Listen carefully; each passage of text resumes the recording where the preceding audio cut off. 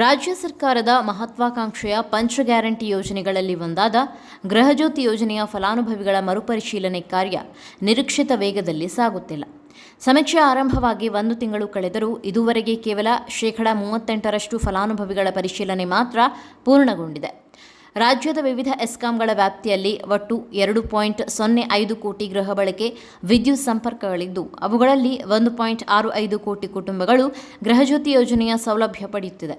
ಆದರೆ ಗುರುವಾರದವರೆಗಿನ ಅಂಕಿಅಂಶಗಳ ಪ್ರಕಾರ ಕೇವಲ 64.18 ಲಕ್ಷ ಕುಟುಂಬಗಳು ದಾಖಲೆಗಳ ಪರಿಶೀಲನೆ ಮಾತ್ರ ಪೂರ್ಣಗೊಂಡಿದೆ. ಗೃಹಜ್ಯೋತಿ ಯೋಜನೆಯನ್ನ ಹೊರರಾಜ್ಯದ ಕೆಲವರು ದುರುಪಯೋಗಪಡಿಸಿಕೊಂಡು ಉಚಿತ ವಿದ್ಯುತ್ ಪಡೆಯುತ್ತಿರುವುದು ಹಾಗೂ ಗೃಹ ಬಳಕೆಗೆ ನೀಡಲಾಗಿರುವ ಉಚಿತ ವಿದ್ಯುತ್ತನ್ನು ವಾಣಿಜ್ಯ ಉದ್ದೇಶಗಳಿಗೆ ಬಳಸುತ್ತಿರುವ ಬಗ್ಗೆ ಸರ್ಕಾರಕ್ಕೆ ದೂರುಗಳು ಬಂದಿದೆ. ಈ ಹಿನ್ನೆಲೆಯಲ್ಲಿ ಅಕ್ರಮಗಳಿಗೆ ಕಡಿವಾಣ ಹಾಕಲು ಸರ್ಕಾರ ಮರುಪರಿಶೀಲನೆ ಮುಂದಾಗಿದ್ದು, ಆಗಸ್ಟ್ 31ರೊಳಗೆ ಸಮೀಕ್ಷೆ ಪೂರ್ಣಗೊಳಿಸುವಂತೆ ಅಧಿಕಾರಿಗಳಿಗೆ ಸೂಚನೆ ನೀಡಿದೆ. ಗ್ರಾಮೀಣ ಪ್ರದೇಶಗಳಲ್ಲಿ ಸಮೀಕ್ಷೆ ತುಸು ವೇಗವಾಗಿ ಸಾಗುತ್ತಿದ್ದರೂ ಬೆಂಗಳೂರು ನಗರದಲ್ಲಿ ಪ್ರಗತಿ ನಿಧಾನವಾಗಿದೆ. ಬೆಸ್ಕಾಂ ವ್ಯಾಪ್ತಿಯ 68.86 ಲಕ್ಷ ಫಲಾನುಭವಿಗಳ ಪೈಕಿ ಕೇವಲ 26.41 ಲಕ್ಷ ಜನರು, ಅಂದರೆ 38.36% ಸಮೀಕ್ಷೆ ಮಾತ್ರ ಪೂರ್ಣಗೊಂಡಿದೆ. ಬೆಂಗಳೂರಿನಲ್ಲೇ 12.42 ಲಕ್ಷ ಗ್ರಾಹಕರ ದಾಖಲೆಗಳ ಪರಿಶೀಲನೆ ನಡೆದಿದೆ. ನಗರ ಪ್ರದೇಶಗಳಲ್ಲಿ ಹೆಚ್ಚಿನ ಫಲಾನುಭವಿಗಳು ಉದ್ಯೋಗಕ್ಕೆ ತೆರಳುವ ಕಾರಣ ಸಮೀಕ್ಷಾ ಸಿಬ್ಬಂದಿಗೆ ಮನೆಗಳಲ್ಲಿ ಅವರನ್ನು ಭೇಟಿ ಮಾಡಲು ಸಾಧ್ಯವಾಗುತ್ತಿಲ್ಲ.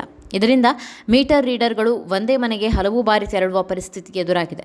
ಇದೇ ಕಾರಣದಿಂದ ಬೆಂಗಳೂರು ನಗರದಲ್ಲಿ ಮರುಪರಿಶೀಲನೆ ಕಾರ್ಯ ನಿರೀಕ್ಷಿತ ವೇಗದಲ್ಲಿ ಪೂರ್ಣಗೊಳ್ಳುತ್ತಿಲ್ಲ. 2023 ಜುಲೈನಲ್ಲಿ ಆರಂಭವಾದ ಗೃಹಜ್ಯೋತಿ ಯೋಜನೆಯಡಿ ಪ್ರತಿ ಕುಟುಂಬಕ್ಕೆ ತಿಂಗಳಿಗೆ ಗರಿಷ್ಠ 200 ಯೂನಿಟ್ವರೆಗೆ ಉಚಿತ ವಿದ್ಯುತ್ ನೀಡಲಾಗುತ್ತಿದೆ.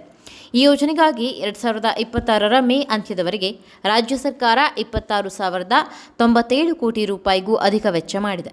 ಯೋಜನೆಯ ದುರುಪಯೋಗ ತಡೆಯುವ ಉದ್ದೇಶದಿಂದ ಫಲಾನುಭವಿಗಳು ಕರ್ನಾಟಕದ ಮತದಾರರಾಗಿರಬೇಕು ಎಂಬ ಹೊಸ ಷರತ್ತನ್ನು ಸರ್ಕಾರ ಜಾರಿಗೆ ತಂದಿದೆ.